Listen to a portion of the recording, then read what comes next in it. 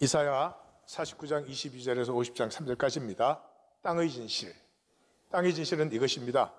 세상에 절망하지 않고 하나님을 믿을 수 없습니다. 한 번 더 반복하겠습니다. 세상에 절망하지 않고 하나님을 믿을 수 없습니다. 다시 말하면 세상에 소망을 두고 세상 걸 좀 더 가지고 싶고 세상에서 더 인정을 더 받고 싶고 그 사람은 하나님 절대로 믿을 수가 없어요. 하나님을 종교의 신으로 사용하게 되겠지요. 이 시온 섹션에 우리가 들어와 있는데 시온 섹션의 특징은 계속되는 종말적 선포입니다. 왜냐 그러면 종말의 인격성이 회복됩니다. 임종 때 거짓말할 수 없을 거예요. 그죠? 사람 일생에 가장 진실해지는 순간이 임종의 순간입니다. 그래서 종말적 선포는 이제 신앙의 순수성을 회복하는 하나님의 마지막 그 클라이막스예요. 종교는 현상 차원이 전부죠. 현상이 전부면 부르심의 본질을 몰라요. 하나님은 이스라엘 백성에게 약속의 땅을 약속하셨잖아요. 그런데 약속의 땅이 부동산이 아니잖아요. 부동산. 약속의 땅에서 약속의 삶을 살도록 부르신 거죠. 그러니까 삶을 살아라는 거지 부동산 주겠다 이게 아니에요.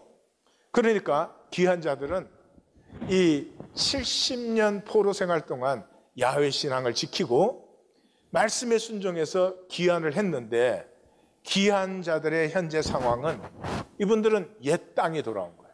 옛날에 우리 다윗 왕국이 있었던 그 자리, 그 옛 땅에 돌아온 거예요. 하나님은 어디로 돌아오는 거예요? 땅에 돌아오는 게 아니지. 땅으로 돌아오면 바벨론 땅이나 여기 땅이나 무슨 차이가 있어요?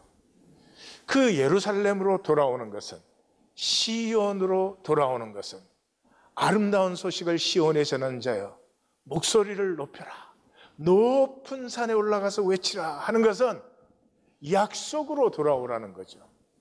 근데 이 귀한 자들은 약속으로 돌아올 생각은 안 하고, 아니 우리가 돌아왔는데 이거 왜 이래? 이게 지금 제대로 되는 거야? 이렇게 하고 있는 것이죠.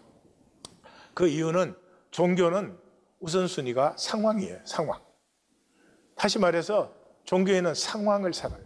상황이 좋다 나쁘다 잘됐다 못됐다 그러니까 나를 살아보는 적이 없어요. 종교에는 항상 상황을 살아왔죠.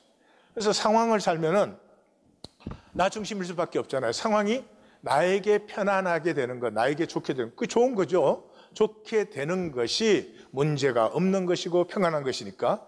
그래서 자기 중심, 다시 말하면 자기 선악과에다 자동적으로 맞추는 거예요. 예. 그러니까 내 중심적으로 자꾸 문제를 아무리 해결해 봐야 세상은 내 중심적이 아니거든요. 심지어 나 자신도 내 중심적이 아니에요. 그러니 점점 상황에 늪에 빠지는 거죠. 그래서 삶이 문제밖에 없는 삶이 돼요. 문제 아닌 게 없어. 가족도 문제, 일도 문제, 살아가는 것도 문제, 목회자도 문제. 이렇게 되는 거죠. 예. 근데 신앙은 하나님이 실제 변수예요. 실제 변수. 이 말이 무슨 말이냐 그러면 우리 주일 예배를 예로 들어보겠습니다. 종교인은 일이나 상황이 생기면 주일 예배는 항상 뒷전이에요. 일과 상황이 자동적으로 먼저예요. 여행을 가도 주일을 끼워서 가요. 왜냐하면 주일은 빠져도 되는 거니까. 그리고 실제로 종교인에게는 주일을 빠져야 아무 상관이 없죠. 말씀의 인도를 받는 게 아니라 의식에 참여하는 거니까 의식을 몇 번 내가 빠졌다 한들 지장될 게 조금도 없는 거죠. 자, 그런데 신앙생활은 그러면 주일 예배 빠지지 말란 말이냐? 그런데 주일 예배 빠지지 말라는 것이 아니고 일과 상황이 생기면 기도하라는 거예요. 하나님에게 물어봐야지. 하나님, 내가 이런 일이 생겼습니다.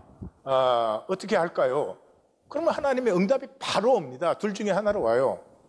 첫째는 야, 가서 어차피 좋을 건데 일 봐 이러든지, 아니면 두 번째 반응은 이거예요. 예, 가야 뭐 소설 얘기 아니면 영화 얘기 듣는데 일 봐. 그렇게 응답이 딱 온다고. 근데 이때 선택의 기도를 했잖아요. 하나님에게 물어봤잖아요. 이게 어마어마한 거예요. 이 묻는 것이 습관이 되기 시작하면서부터 하나님의 인도를 받게 돼요. 사건 하나를 꼭 집어서 짜장면 먹을까요? 짬뽕 먹을까요? 그러면 응답이 안 와. 그러나 모든 일에서 그렇게 하나님에게 묻는 것이 버릇이 되면은 하나님의 인도가 나타나서 여호와 이레를 누리기 시작해요. 여호와 이레를 누리지 못하면 사실 신앙생활이 불가능해요. 먹고 살아야 되잖아요. 죽어버리면 신앙이 어딨나? 하나님 약속은 뭐예요? 내가 너를 보낼 때 너를 위하여 다 예비하였다는 거예요. 그걸 누림이 없으면 영의 높은 차원을 구하고 찾고 두드리는 건 생각은 있어도 실제로는 안 된단 말이죠. 그리고 여호와 이레를 누리는 사람은 합력하여 선을 반드시 만나요. 그래서 삶이 점점 하나님과 이제 얼라인이 되는 거죠. 오늘 본문은 신앙의 신비, 탄젠트 포인트를 얘기해 주고 있어요. 꼭 만나야 되셔요. 꼭 만나야 되는 것이요. 22절, 주 여호와가 이르노라 내가 문나라를 향하여 나의 손을 들고 내가 민족들을 향하여 나의 기치를 세울 것이라. 우리 39장 전에 많이 본 단어죠. 하나님 손을 든다, 기치를 세운다. 그 말 할 때마다 뭐예요? 그 기치를 세울 때마다 내가 아수르 사용해서 부강국 벌 주고 내가 바벨론 사용해서 너희들 심판할 거야. 그러니까 손을 들고 기치를 세울 때마다 하나님의 역사가 나타나는 것이죠. 그래서 이번에는 하나님의 역사가 나타나는데 그런 정도가 아니라 종말적 역사가 나타난다. 그들이 내 아들들을 품에 안고 내 딸들을 어깨에 메고 올 것이며, 우리말로 하면 내 아들 딸들을 가마에 태워가지고 올 것이다.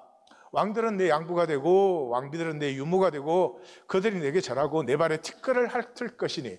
발에 티끌을 핥는다, 좀 부담스러운 표현이지만 종말적이죠. 이건 종말적이죠. 세상 권세와 하나님의 권세가 완전히 뒤집어지는 것을 표현하니까. 그리고 그 밑에 세 가지는 전부가 종말적이에요. 내가 나를 여호와인 줄 알리라. 이스라엘이 드디어 자기 하나님을 알 때가 마지막이에요. 물이 바다를 덮은 같이 여호와를 아는 지식이 온 땅에 충만하니라. 종말이에요. 그 다음에 나를 바라는 자, 나를 바라는 것이 종말이에요. 40장부터 이제 두 번째 섹션인데 시작하자마자 그랬죠. 소년도 피곤하고 곤비하고 장정도 넘어지고 쓰러지지만은 오직 여호와를 앙망하는 자는 새 힘을 얻으리니 독수리가 날개침까지 날아오를 것이며 달려가도 곤비치 않고 걸어가도 피곤치 아니하리라. 그래서 여호와를 앙망하는 자가 이 모든 땅에 그 연약과 지침을 넘어선다 하는 것 이미 선포됐죠. 그러니까 이게 바란다는 건 그냥 뭐 바라는 게 아니라 종말적이에요. 그리고 수치를 당하지 아니하리라. 이게 종말적이에요. 수치가 뭐 부끄러운 게 좀 없어진다 이런 것이 아니고요. 이 땅은 수치로 이루어져 있어요. 수치로 모든 삶은 만들어져 있어요. 왜 이렇게 미친 듯이 경쟁을 하고 성공을 하고 돈을 벌려고 하느냐 그러면 수치 가리려고. 그런데 수치 없어지지 않아요. 그런데 그 수치 가리개로 그렇게 미친 듯이 살아요. 그래서 이 종말적인 것이에요. 이렇게 종말적인 약속을 하면은 믿는 자가 어떻게 해야 되겠어요? 아멘, 이루어질지어다 이래야 되잖아요. 근데 이 귀한 자들 하는 소리 좀 들어보세요. 용사가 빼앗은 것을 어떻게 도로 빼앗으며 승리자에게 사로잡힌 자를 어떻게 건져낼 수 있습니까?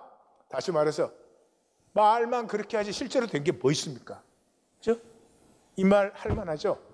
70년 포로 기간 동안 신실하게 야훼 신앙을 지켰지, 그게 또 순종해서 귀환까지 해서 10년이 넘었어요. 사람에게 10년은 긴 시간이에요. 근데 뭐 성전은 시작한다 그러더니 완전히 중단돼 있고 성벽 같은 소리 하네 그러죠. 그 하나님이 뭐라 그랬어요? 야, 내가 쓰면 성벽이 있어. 네가 못 보고 못 받는 거지. 나에게 성벽은 이미 실제야. 그러셨잖아요. 그래서 14절에서는 불평했죠. 여호와께서 우리를 잊으셨다, 버리셨다 이렇게 불평했는데 24절에서는 완전히 대드는 거예요. 완전히 하나님에게 대드는 거예요. 이게 신앙이에요. 이게 신앙이에요. 예. 예. 종교인은 하나님에게 절대로 대들지 못합니다. 속에는 불신과 불평이 가득한데도 그냥 사람 의식에 나와서 사람 앞에 겉으로 그런 척하게 믿는 것처럼 그러고 돌아다녀요. 그런데 산신앙을 가진 사람이라면 하나님께 나오면 항의합니다. 이게 뭡니까 지금? 응? 지금 제가 하루 이틀을 믿었습니까? 아니 내가 무슨 뭐 과식 시켜달라는 것도 아니고, 예? 적어도 내 삶의 중요한 문제들은 지금 해결되어 있어야 되는 거냐 아닙니까? 하나님 나보고 믿으라고 할 거예요 계속? 예? 나 하나님 못 믿겠습니다. 이게 산신앙이에요. 종교인들 뭐 끄떡하면 전 항상 감사해요. 늘 평안합니다. 그럼 난 나오라고 해서 때려보고 싶어. 나 때려도 감사 이런 거지. 예? 아니 정말 행복해서 감사하면 좋죠. 근데 종교에 신앙 있어 보이기 신앙 있어 보이기. 예. 행복하다는 말은 미움이 없다는 말이에요. 행복한 사람에게는 미움이 없어요. 다 품어져요. 그래서 신앙의 역설이요, 이 귀한 자들의 이 당돌함을 하나님이 기뻐하시는 거예요. 앞에서는 그랬죠. 이 배역하는 자들아, 이 불순종하는 자들아 이렇게 했는데 딱 이 종말적 선포에 대드니까 아주 분위기가 바뀌잖아요. 내가 너희 버린 적이 없어. 아무리 불러도 너희가 대답을 안 했지. 내가 왜 안 불렀냐. 이렇게 그 분위기가 싹 바뀝니다. 다시 말해서 종말적 선언의 목적은 믿게 하는 게 아니에요. 이런 말씀을 이렇게 딱 선포받았을 때 아멘 할렐루야 이러면은 그건 종교인이에요. 믿는 사람이라면 하나님 나 안 믿어져요. 하나님 나는 안 믿어지니까 하나님 말만 하지 말고 실제를 나타내세요. 그렇게 되는 거죠. 이렇게 하나님에게 대든 사람은 이 귀한 자들이 처음이 아니고 제일 처음은 아브라함이죠. 이 롯이 있는 소돔과 고모라를 멸망시킨다고 하니까 아브라함이 하나님을 딱 막아서서, 우리 번역엔 주께서 이같이 하사 이렇게 했지만 far be from you, 그런 짓거리 하면 당신은 하나님이 아니요, 그런 거죠. 의인을 악인과 함께 죽이심이 부당하며 의인과 악인을 같이 하심도 안 됩니다. 세상을 심판하시는 이가 정의를 행할 것 아니니까. 그 원어는 그대로 The judge of the earth do right. 당신이 세상의 심판, 옛날에는 재판관이 다스리는 자예요. 당신이 세상 다스려요. Do right. 똑바로 하세요. 그러고 대들었어요. 자기 조카 롯 죽인다고 하니까. 이 항변은 예배자의 특권이에요. 하나님 앞에 나오는 자의 특권이에요. 왜 항변해요? 현상의 절망을 만났기 때문에. 나 할 만큼 해봤어요. 나도 나름 노력했는데 하나님 뭐 이것밖에 안 되는 겁니까? 하나님이 뭘 해야 되는 겁니까? 내가 뭘 다시 해야 되는 겁니까? 우리 좀 따져봅시다 그러는 거죠. 종교인은 이런 게 절대로 없어요. 현상 중독자들.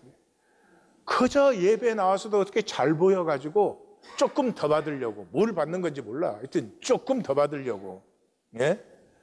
현상이 절망이 안 되고 현상이 소망이야. 종교인들은 현상이 소망이야. 그리고 하나님 믿는다 그런단 말이에요. 예수님은 이 돌 위에 떨어지는 자는 깨지겠고 그랬어요. 구원받는 자는 깨지는 자예요. 우리는 이 어감을 좋아하지 않겠지만 깨질 때만, 이 세상에 대해서 자기 자신에 대해서 깨어질 때만 하나님이 표현할 수 있어요. 아니고 사람 위에 돌이 떨어지면 가루가 되어서 흩날려 버려요. 완전히 허무하게 되는 것이에요. 예배는 현상을 보완하는 것이 아니라 절망을 품고 나오는 것이에요. 그렇기 때문에 새 출발이 가능합니다. 왜냐하면 우리가 절망을 품고 이 하나님께 대들 때 하나님께서 져주세요. 당연하지 않겠어요? 하나님이 우리하고 싸워서 이기겠어요? 그 져주심이 십자가잖아요. 그래서 시작은 종교의 신실이에요. 이 종교가 사람을 멸망시키는 것이 이 종교 거짓이잖아요. 몰라요? 성직자고 직분자고 성도고 머리끝에서 발끝까지 다 거짓이잖아요. 그러면 그 종교에 들어와서 깨져야 되는데 어떻게 이럴 수가? 아니 세상에서야 그렇게 산다 치더라 어떻게 하나님 앞에 나와서 이 거짓일 수 있나 그러고 깨어져야 되는데 그 거짓을 탁 캐치한 다음에는 지가 거짓 게임을 플레이하죠. 거짓으로도 얼마든지 신앙 있는 척 하잖아요. 얼마든지 괜찮은 사람인 척 보이잖아요. 얼마든지 하나님 믿는 것처럼 보이잖아요. 그 사람 절대로 깨어지지 않죠. 절대로 하나님에게 항의하지 않죠. 종교의 신실한 자만이 하나님, 나 좀 따지고 싶어요. 이거밖에 없는 거예요? 내가 잘못한 거예요? 하나님이 잘못한 거예요? 이렇게 하나님을 향해서 나오는 자가 정말로 하나님께 소망을 갖고 있는 자예요. 그 사람이야말로 하나님을 믿기 때문에 항의하는 거예요. 종교는 실제로 안 믿기 때문에 절대로 항변 안 해요. 그냥 속으로는 불신, 불평이 가득함에도 불구하고 겉으로는 뭐 쫙 믿는 척하면 그걸로 끝나버려요. 이 우리가 나올 때 져주시는 하나님, 탄젠트 포인트. 하나님이 우리하고 맞닥뜨리면 우리가 깨어지고 죽죠. 하나님이 우리를 스쳐주세요. 모세가 두 번째 돌판을 받으려고 금송아지 사건 이후에 다시 올라갔을 때 모세를 바위 틈에 숨기시고 스쳐가시는 하나님. 거기서 우리는 용서를 만나요. 그 용서를 만나는 것이 하나님의 얼굴을 보는 것이고 그 하나님의 가슴을 만나는 것이에요. 세상에 육으로 태어나 사는 모든 사람은 용서받음이 필요합니다. 용서받음이 필요함을 만날 때 진정한 새 생명이 열리고 피어나요. 내가 의식적이든 무의식적이든 내가 존재하는 것 자체가 비치고 있는 것이에요. 나는 용서받아야 되는구나. 이것이 열리면서부터 세계가 새로워지기 시작해요. 전혀 새로운 내 눈이 아니라 하나님의 눈으로 보는 세계가 열리기 시작하죠. 근데 용서받음은 절대로 몰라요. 스스로는 몰라요. 근데 이 마음이 언제 열리냐 그러면 용서하는 마음을 만날 때 열려요. 용서하는 마음을 느낄 때 절대로 내가 용서받아야 될 존재라는 걸 모르던 사람이 나는 용서가 필요해. 이렇게 열리는 거죠. 그래서 성경이 참 이상한 것은요. 성경은 모든 것이 하나님의 주도예요. 하나님의 이니시에이션이에요. 인간이 주도하는 건 아무것도 없어요. 그런데 신구약에 딱 한 가지. 인간이 주도하는 것은 용서예요. 용서. 그래서 주님의 기도에서도 주님의 기도에 이제 하나님 나라가 임하시고 그걸 위해서 우리의 청원이 들어가는데 우리의 청원이 일용할 양식을 주시고 세 번째는 시험에 들지 말게 하시고 중심이 뭐예요? 우리를 용서하여 주시고 용서하여 주시고 용서가 키예요. 이 세상이 용서만 배우면 완전히 다른 세상이 됩니다. 이 땅에 하나님의 나라가 임하게 되는 거예요. 그런데 그 용서를 어떻게 가르칩니까? 우리가 우리 죄진자를 사하여 준 것 같이 우리 죄를 사하여 주옵시고 우리가 먼저 용서해야 돼요. 이니시에이션이 우리에게 있어요. 예수님의 가르침은 여러 군데서 그렇게 말해요. 또 서서 기도할 때 아무에게나 혐의가 있거든 용서하라. 그리하여야 하늘에 계신 너희 아버지께서도 너희 죄를 사하여 주시리라. 성경에 이런 게 없어요. 내가 용서해야 하나님도 용서만 그래요. 뿐만 아니라 주님의 기도 끝난 다음에, 주님의 기도가 마태복음 6장 9절에서 13절까지잖아요. 끝난 다음에 이 주기도문 전체를 한마디로 주님이 요약하십니다. 그게 14, 15절인데 그 14, 15절은 이거예요.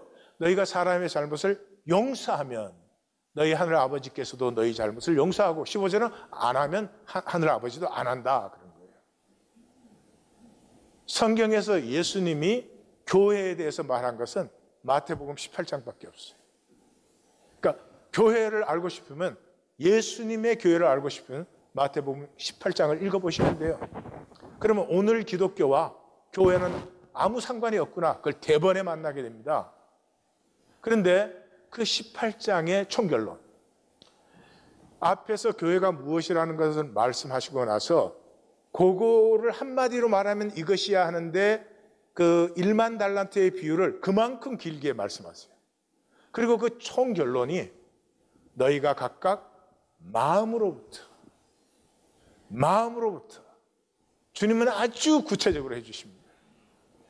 우리가 용서하지 못해도 우리는 용서해야 된다는 마음을 가지기 시작할 때, 그러면 하늘 아버지께서도 우리를 용서하시고, 너희에게 그 마음이 없으면 하늘 아버지도 우리를 용서하지 않으신다 라고 말씀하시는 것이죠.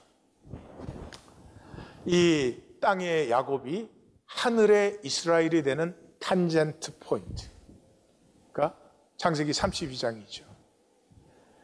이 하나님이 야곱과 씨름하고 나서 내 이름을 다시는 야곱이라 부를 것이 아니요 이스라엘이라 부를 것이니 이는 내가 하나님과 및 사람들과 겨루어 이겼음이니라. 여러분, 이긴 자가 누구예요? 지킬 것이 없는 자가 이긴 자예요. 현상에 지킬 것은 아무것도 없어요. 내 몸도 지킬 건 아니에요. 하나님이 주신 시간 동안에 잘 쓰고 그 신비와 아름다움을 많이 누리시고 행복해 하세요. 이거 지켜서 뭐 하시겠어요? 지금 이 시대는 이 몸뚱아리 지키는 시대예요. 100세가 넘어가요.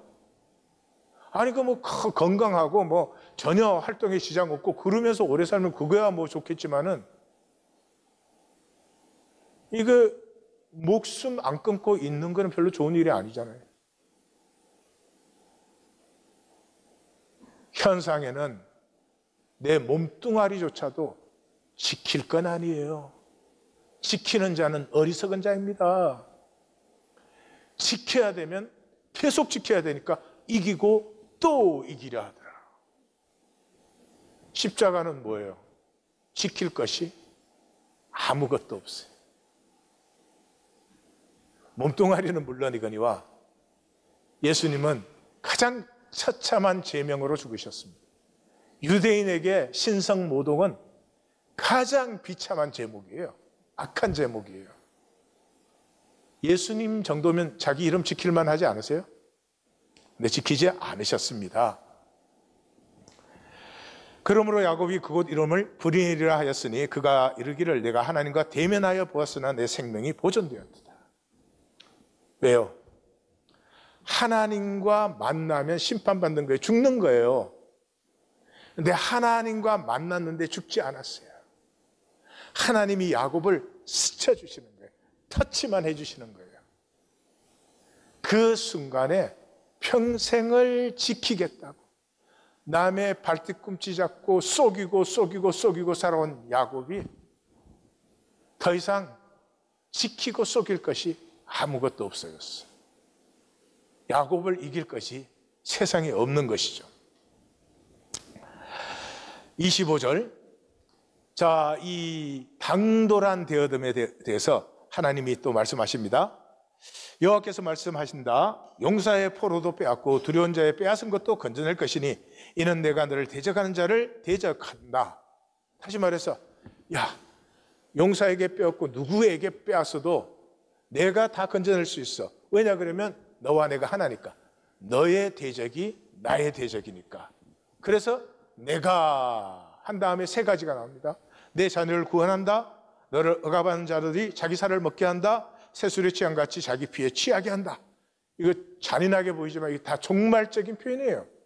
대적이 멸망하고 너는 나와 함께 쓰게 된다 하는 것이죠. 그래서 모든 역체가 나가 여호와이며 너의 구원자여 구속자여 야곱의 전능자임을 알게 된다. 야곱의 전능자라는 말은 이 야곱의 12지파가 이스라엘의 뿌리잖아요. 근데 지금 보세요. 북이스라엘은 뭐 이제 완전히 사라져 버렸죠. 남한국 유다도 지금 1% 남아있어요. 근데 하나님이 뭐라고 말씀하시는 거예요? 그 육체를 말하는 것 아니다. 나는 너희들이 한 형제, 한 가족 되어서 12아들이니까, 12형제니까 한 가족 되어서 사는 이 땅의 삶을 나는 반드시 이룬다. 그래서 하나님이 여기에 대해서 세 가지로 질문하시고 세 가지로 대답하세요. 내가 너희 어미를 내보낸 이혼정서가 어디에 있느냐? 너희 어미는 너희의 배역함 때문에 내보냄 받았다. 내가 어느 체주에게 너희를 팔았느냐? 너희는 너희 죄악으로 말미암아 팔렸다. 내가 왔어도 사람이 없었다. 내가 불러도 대답하는 자가 없었다. 내 손이 짧아서 구속을 못한 것도 아니고 건질 능력이 없는 것도 아니었다. 근데 잘 들어보십시오. 여기 거꾸로 된 거예요 지금. 조상들의 죄 때문에 포로로 잡혀갔고 그 포로지에서 귀환한 이 사람들은 사실은 조상들이 죄 짓지 않았으면 포로로 갈 이유도 없었던 사람들이죠. 그런데 너희 조상이 그렇게 된 것이 너희의 배역, 너희의 죄악 때문이라고 말을 해요. 이게 무슨 말이죠? 너희 조상이 종교로 나와 거짓 관계, 거짓 신앙 하다가 포로로 잡혀간 것 아니냐? 그래 70년 포로 기간 동안 너희들 그거 강화시킨 것 아니냐? 그리고 돌아온 너희들은 돌아온 것까지도 너희의 의로 삼고 있지 않느냐? 너희 역사의 죄악이 내 종교로 만든 너의 의 때문에 너희 역사가 멸망했고 너희도 내 구원의 은혜를 만나지 못하고 있는 것 아니냐. 다시 말해서 귀환했지만 땅을 보고 귀환했지 하나님과 약속의 관계의 회복됨을 보고 돌아온 게 아니죠. 우리로 말하면 주의를 지키는데 하나님께 부르심을 받아서 경외함으로 하나님께 예배하는 게 아니고 내가 내 주의를 지키는 거지. 그것이 깨어지는 시간이 되었습니다. 보라, 내가 꾸짖으면 바다가 마르고 강들이 사막되고 물이 없어져서 물고기들이 악취를 내며 갈아여 죽는다. 뿐만 아니다. 내가 하늘을 흑암으로 덮고 굵은 배로 덮느니라. 하늘은 열려 있어야 하늘이죠. 하늘을 덮어버리면 하늘의 죽음이죠. 내가 심판하면 하늘과 바다, 강이 다 끝난다. 현상은 끝나버린다. 너희는 언제까지 현상을 위해서 현상을 사는 종교 생활을 할 것이냐? 너희가 깨어져 이제 내게로 나와 약속의 관계로 돌아오게 하기 위해서 나는 이 모든 과정을 통해서 너희를 여기 예루살렘으로 불렀다. 이게 하나님이 하시는 말씀이죠. 오늘은 A.J. 크로닌의 The Keys of Kingdom이라고 하는 작품을 나누겠습니다. 이 작품은 1941년에 발표됐어요. 거의 한 세기 전이니까 그 당시에 44년에 영화로 만들어졌으니까 이 인기를 짐작할 수 있죠. 7월에 발표를 했는데 이 한 달 만에 6판, 6판을 찍어냈어요. 그리고 반년 만에 60만 부. 지금 10만 부 팔리면 굉장히 많이 팔리는 거예요. 그 당시에 60만 부. 그리고 미국에서는 10년간 베스트셀러 1위에 올라왔어요. 책이 짧은 게 아니에요. 650페이지의 대하소설이에요. 그래서 제가 요약도 긴데 하여튼 주요 줄거리만 요약하면 프란시스 치섬이라고 하는 신부의 60년 생애를 회고하는 것이에요. 이분은 9살에 고아가 됩니다. 아버지는 캐톨릭이고 엄마는 장로교, 개신교예요. 근데 스코틀랜드예요. 스코틀랜드는 장로교의 본산이에요. 그런데 그 스코틀랜드가 장로교의 본산되기 100년 전에 캐톨릭일 때 캐톨릭의 피해 박해를 받았습니다. 엄청나게 많은 피를 흘리고 개신교도들이 죽었어요. 그래서 이 마을 사람들은 그 마을 입구에 카톨릭은 들어오지 말아라 이렇게 막 표지판을 써놓을 정도예요. 그런데 그 아버지가 이제 마을에 들어갈 일이, 마을 바깥에서 농사 짓고 사는데 마을에 들어갈 일이 생겼어요. 엄마가 말립니다. 그러는데 아버지가 굉장히 선한 분이에요. 그러니까 여기 캐톨릭과 개신교가 부부로 사는데 둘은 너무 사랑하고 행복해요. 아무 문제가 없어요. 그 아버지가 여보 하면서 교파가 다르다고 사람을 죽이겠소. 그리고 그 마을의 일을 보고 저녁에 끝나고 나오는데 그날 비가 굉장히 많이 내리는데 마을의 남자들이 와갖고 린치를 가합니다. 그래서 몽둥이에 얻어맞고 피를 굉장히 많이 흘리고 쓰러졌어요. 엄마가 기다리다가 아버지를 찾으러 나가서 그 쓰러진 아버지를 부축해서 오다가 그 개울을 건너는데 폭우 때문에 개울 물이 엄청나게 불어나서 둘 다 휩쓸려 떠내려가서 그 다음날 아침에 하류에서 꼭 껴안은 시신으로 발견됩니다. 그러자 이제 그 친척 미세스 글렌이라고 하는 사람이 프란시스를 입양을 합니다. 입양한 이유는 그 부모의 유산을 차지하기 위해서. 그래서 이 자기 아들은 굉장히 편애를 하면서 얘는 학교도 안 보내고 조선소에 보내서 일 시켜서 돈 벌어오게 만들어요. 근데 이 미세스 글렌이는 교회 가면 천사. 그래가지고는 그 베스트 프렌이 윌리 탈룩이라고 하는 친구인데요. 그 윌리가 너 돈 모아서 도망쳐야 된다. 여기서 살면 안 된다. 그래서 그 시대 그 나이에 돈을 모아야 뭐를 해서 모으겠어요. 하여튼 열심히 모아가지고 10실링, 금화 하나를 모았어요. 그래서 떠나려고 여기 갔는데 가서 알았어요. 그것마저 미세스 글레니가 훔쳐간 거예요. 그래서 돌아온 이 프란시스는 영양실조에 늑막염으로 죽어가는데 그 윌리 탈룩의 아버지 닥터 탈룩이 고쳐줍니다. 그리고 이 프란시스를 아끼는 폴리 이모가 데리고 가서 그때 학교도 보내고 여기서 이제 로라와 사랑에 빠지고 소설과 영화에서는 이 부분이 굉장히 길어요. 소설이니까. 하여튼 이 프란시스는 신학교로 가게 되고 그래서 로라는 죽게 되고 그렇게 됩니다. 그런데 이제 그 어릴 때부터 그 같이 자란 친구 앤슬럼 밀리라고 하는 아이가 있어요. 그래서 이 소설은 사실은 프란시스와 밀리를 대조시키는 소설이에요. 얘는 어릴 때부터 성당에서 기도할 때 눈물로 기도해요. 그리고 신학교에 들어가서도 너무 충실하고 모범이고 장학금 받으면서 모든 교수들에게 칭찬받고 그래요. 그런데 치슴은 뭐가 안 믿어지면 난 그게 참 안 믿어진다고 하는 거예요. 그러니까 그 당시에는 얘는 완전히 불신자고 이거 신학교 와서는 안 되는 게 왔다 이런 대접을 받죠.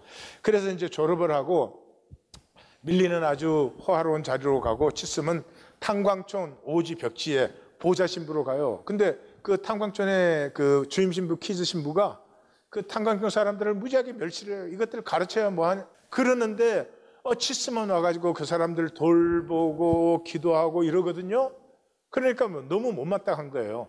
그래가지고 결국은 쫓아보내버려요. 그래서 결점 많은 사역 실패자로 돌아와요. 돌아왔을 때 마리아의 우물 사건이 일어났는데 그게 뭐냐 그러면 밀리하고 주임 신부하고 짜가지고 그 소녀가 하나 병이 들어 있었는데 사실은 요즘으로 말하면 조울증이에요. 병이 들어 있었는데 그때 마침 그 말랐던 마을 우물에 물이 나오기 시작해요. 그거는 사실은 지하수가 닫혀 있다가 다시 열린 건데 그걸 보고 이제 조작을 해요. 야, 그 신부가 기도를 해줬더니 이 마리아를 받고 마리아를 봤더니 우물에 물이 나고 그 물을 마셨더니 나았다. 그리고 손에 성은이 생겼다. 그래서 사람들이 많이 왔대. 그래가지고는 뭐 밀리는 인정받고 막 승진을 하고, 이 치섬은 중국 황하강 유역의 꼴짜기 중에 꼴짜기인 절강성 파이탄이라는 데로 이게 파송을 받아요. 근데 파송 받을 때 그 선교국 신부가 그러는 거예요. 전임자가 가가지고 개척해놨는데 3년 동안 400명이 출석하고 1000명 이상 세례를 받았고 성당도 건축해 놓았다. 그래요. 도착해 봤더니 성당은 무너진 지가 옛날이고 400명이 출석했던 거는 이 출석하면 쌀 주니까, 예배 끝나고 갈 때 쌀 주는. 예, 그리고 세례 받은 사람들은 세례 받으면 돈 주니까. 그러니까 도착하자마자 그 성당을 보좌하던 왕씨 부부라고 하는 사람들이 치섬 신부한테도 돈을 달라 그러는 거예요. 이 치섬이 나는 돈 줄 수 없다. 그렇게 사역하는 게 아니다. 그러니까 이 왕씨 부부가 나쁜 소문을 내고 하여튼 그러니 뭐 사람도 안 오고 성과가 없죠. 그래서 할 수 없이 폴리 임모가 준 조그만한 돈으로 진료소를 열고 거기에 탈루기 보내준 약으로 사람들을 이렇게 고쳐주기 시작해요. 그래서 한두 사람 믿게 되고, 그 다음에 이제 그 지역 일대에 거부가 있는데 차씨라는 사람이에요. 차씨의 아들이 병들었는데 1940년대니까 그것도 중국 그 산골짜기니까 항생제면 사는 거예요. 근데 항생제 안 쓰고 뭐 굿하고 약초 먹이고 별일을 다 하는 거지. 그래서 이제 항생제를 먹이니까 깨끗하게 나았죠. 그래서 이 차씨가 자기 아들을 살려줬다고 자기가 하나님 믿겠다고 나왔어요. 그 이유가 뭐냐 그러면 그 일대는 전부 차씨의 땅이고 차씨 소작인이고 그래요. 그리고 차씨가 굉장히 너그러운 부자예요. 인심을 많이 얻었어요. 그래서 자기가 믿으면 다른 사람 다 믿는다 이거예요. 네. 근데 이제 치섬 신부가 믿으면 그렇게 되는 게 아니고, 예, 마음으로 믿어야 세례를 줄 수 있다. 그렇게 해서 이제 거절을 하죠. 그러니까 이 차씨가 너무 감동을 받아가지고 그 노곡의 언덕이라고 하는 그린제이트, 그 일대 땅에서 제일 아름다운 땅이에요. 그 땅을 성당에 기부하고 거기에 성당까지 이제 세워주지요. 성당이 세워지니까 수녀들을 파송해 줬어요. 그래서 이제 수녀가 3명 왔는데, 베로니카는 독일 수녀고 클로틸리는 프랑스, 그다음에 마르타는 벨기에 신부예요. 그런데 이제 베로니카는 백작 집안의 수녀예요. 그래서 도착해 보니까 이 치섬 신부가 노동복 입고 중국인들하고 함께 어울려서 일하고 뭐 이러는 걸 보고는 거의 기절하는 거예요. 그 당시로는. 그래서 왜 성직자의 위엄을 지키지 않느냐. 그리고 이제 처음부터 관계가 틀어지죠. 근데 패스트가 이제 임하면서 그 치섬이 거의 목숨을 버리고 병자들을 간호하고 이런 것을 이제 보면서 베로니카의 마음이 점점 조금씩 이제 열리기 시작해요. 그리고 이제 친구 탈룩이 그 봉사로 와가지고 패스트 환자들을 돌보다가 감염이 돼서 죽습니다. 근데 그 임종의 자리에서 그 탈룩은 무신자예요. 저는 아무리 해도 하나님이 안 믿어진다는 거예요. 그러는데 프란시스가, 치섬 신부가 구원은 종교로 받는 것이 아니고 진실로 받는 것이. 하나님 앞에 예쁘장하게 예배드린 사람이 예배자가 아니고요. 하나님에게 되어드는 사람입니다. 나 하나님 믿는데 내 삶의 꼬라지는 이게 뭡니까? 그 진실이 구원을 받는 것이지 종교가 아니다 하는 장면을 만나게 됩니다. 탈룩은 진짜 믿은 사람이죠. 탈룩이 무신론자인 것은 종교가 너무 거짓되기 때문에. 다른 사람들처럼 종교에서 인척할 수가 없는 거 아니에요. 마지막에 한 사람을, 한 친구를 진정으로 사랑할 수 있는 저 가슴을 하나님이 버릴까요? 자기의 안 믿어지는 진실을 그대로 고백하는 저 가슴을 하나님은 버릴까요? 천만에 버리지 못합니다. 종교인들은 자기 쪽에서 하나님과 관계를 끊은 사람이에요. 내가 불러도 응답하는 이가 없음이 어찌미냐. 이제 중국은 내전이 일어나고 폭우 때문에 성당은 다 무너지고 그 후에 밀리는 이미 주교가 돼가지고 시찰을 나옵니다. 시찰을 나와가지고 그 무너진 성당을 보면서 왜 다시 지어야지 이렇게 나도 막 그러다가 갑자기 또 이거 감동적인 설교 재료가 되겠구나 막 이래요. 그리고 야, 세계에 나가 있는 선교사 중에 너의 성과 그래프가 제일 낮아. 좀 옷을 위험 있게 입고 하인도 부리고 해서 위험을 좀 찾아 막 이러고 같이 친구잖아요. 둘이 어릴 때부터. 근데 자기는 높아졌고 이 실패한 사역자 같이 보인다고 너무너무 멸시를 하는 거예요. 그러는 사이에 이제 그 군벌들이 이 마을에 들어와 가지고 불가능한 돈과 물자를 요구하는 거예요. 안 내놓으면 다 죽이겠다. 그래서 할 수 없이 이 치섬 신부가 밤에 그 포대에 들어가서 무기고에 그 램프를 던져가지고 그게 다 터져서 마을과 이 성당이 이제 구원을 받게 하는 그런 사건이 일어나요. 이제 그러한 사건을 통해서 이 베로니카 수녀는 밀리 치섬 신부를 진정으로 만난 거죠. 그래서 고백을 하게 됩니다. 그렇게 하고 나서 이제 베로니카 수녀가 소식을 전해요. 미국 감리교회 선교사가 이 지역에 들어오는데 그때는 미국은 뭐 세상의 돈을 다 가지고 있을 때니까 엄청난 돈을 가지고 어마어마한 성당과 교육관과 병원과 뭐 이걸 다 지으면서 들어온다.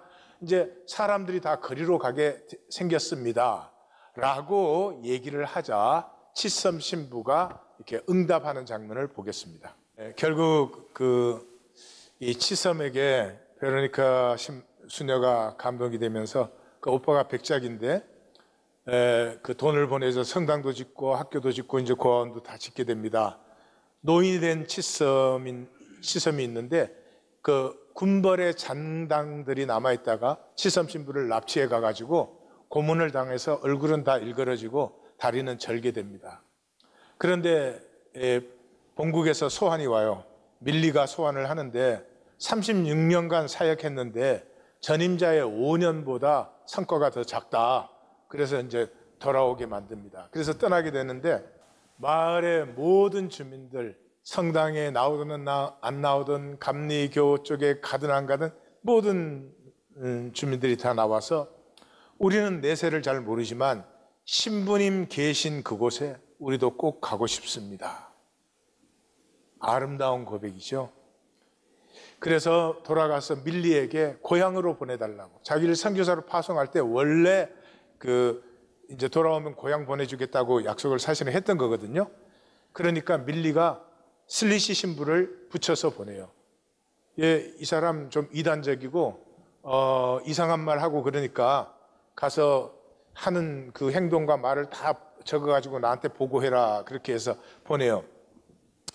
무신론자를 구원받았다고 하고 공자의 가르침을 가르치고 타교단을 존중하고 이러니까요. 그런데 이제 1차 세계대전이 터졌어요.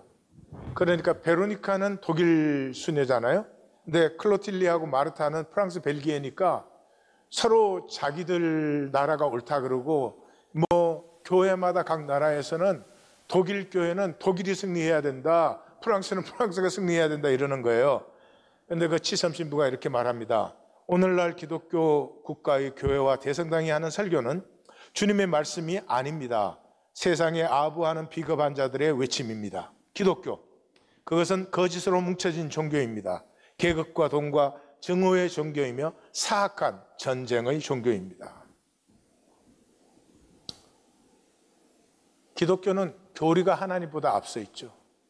그래서 이순신 장군이 구원받았느냐 하는 이런 말도 안 되는 질문이 나오는 게 교리가 더 우선이기 때문에 그렇죠. 그 기독교는 예수님과 아무 상관이 없습니다. 예수님이 한 번이라도 건물 짓고 사람 모으고 세력을 넓혀라, 조직하고 법을 만들어라, 그 안에 구분이 있고 차별이 있고, 한국 기독교는 80년대, 90년대 어마어마한 세력을 자랑하고 지금도 굉장히 자부심을 갖고 있는데, 한국의 80년대, 90년대는 빈부의 격차가 가장 심해진 시대, 도덕이 타락해서 이제 한국의 도덕이라는 게 의미가 있는지 모르겠어요. 돈 외에는 의미 있는 게 없어요. 황금 만능의 시대를 연 게 한국 기독교 아니에요? 어디에 예수님과 무슨 상관이 있습니까? 저는 안 보여요. 예수님과 상관이 있는 게 전혀 안 보여요. 이 소설의 마지막은 슬리시 신부가 가서 처음에는 막 신나게 보고서를 작성해요. 막 이단 같은 얘기 많이 하지. 그러니까 막 하다가 이 슬리시 신부가 치섬 신부의 인격에 감화가 됩니다. 그래서 이 소설의 마지막은 그 슬리시 신부가 보고서를 다 찢어버리는 것으로 마감을 합니다. 제가 이 얘기를 나누는 것은 우리에게는 선택이 분명하잖아요.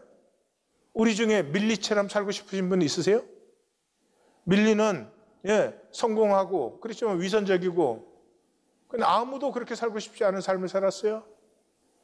치섬 신부는 성공은 못했지만 삶에 승리한 사람이죠. 우리 중에 밀리로 살고 싶은 사람은 아무도 없죠. 그런데 다 밀리로 살고 있잖아요. 몇 사람의 소수를 빼면은 밀리로 살고 있잖아요. 천국의 열쇠가 필요하세요? 아니죠. 황금의 열쇠가 필요하죠. 왜요? 절망하지 않았기 때문에. 이 세상, 이 잔인한 세상, 조금만 차이가 있으면, 그게 돈이 됐든 학력이 됐든 뭐가 됐든 조금만 차이가 있으면은 멸시하고 무시하는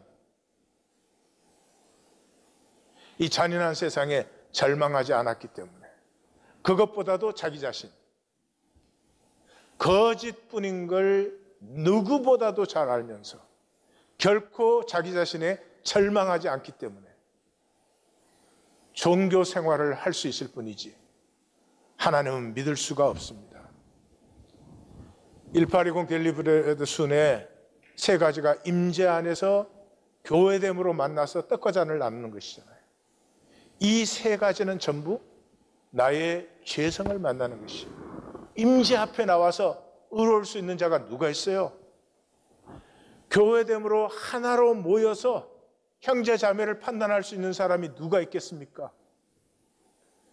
다시 오실 주님을 기억하면서 나오는 떡과 잔에서 어떻게 거짓이 있을 수가 있어요?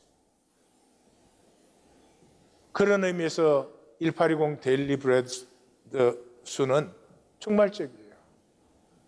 여기서는 내가 아무리 잘 살았든 어떻게 살았든 나는 죄인으로서이다. 나는 용서받음이 필요한 존재라는 것을 만나는 자리예요.